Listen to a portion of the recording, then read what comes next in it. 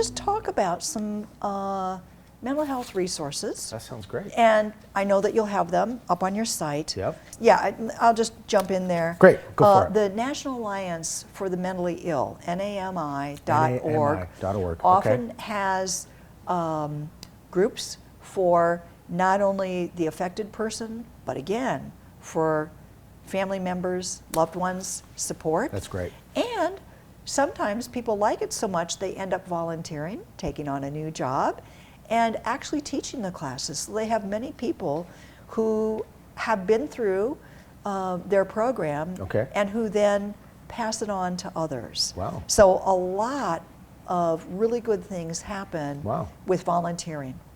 And that's a way to stay engaged, stay involved. Keep those complex jobs. Yes, yes, absolutely. Another resource is the National Institute of Mental Health, NIMH.gov. Yep. If you want to look up depression, anxiety, elders, right? A lot of it's right there.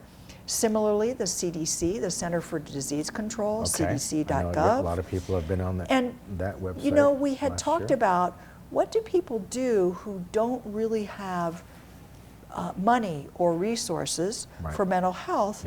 Well, a lot of us, particularly young people, have turned to GoFundMe.com, where they can say, look, I really, you know, my mom is living alone and she's in a rural part of the country, but can I set up a GoFundMe for her, of course with her permission, so that then she doesn't have to worry about spending money that she doesn't have on a brand new expense. That's amazing. I'm not super familiar with that, but it's sort of like posting to friends and family and they can sort of chip in a few bucks. Yes, and it's all online. That's awesome. Right. I never thought of that. Yeah.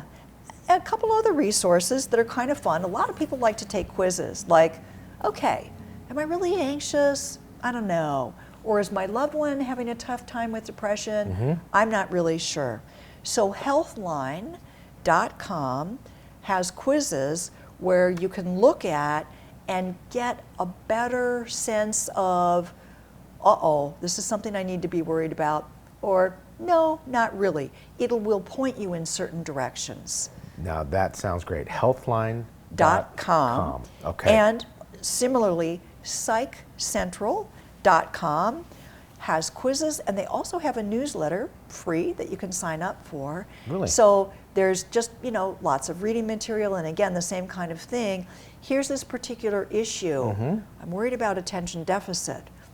Look that up and get more information. Oh, and in the newsletter, they're going to send you periodically information on resources and help get you in touch with folks that can... Right, because resources are always evolving and changing. Amazing. It's hard to keep up with what's happening in my own community, let alone on the online community. Love it. Right, right. So those are just some quick off-the-top resources for mental health. Those are great. I'm going to post all that stuff for you guys. Right.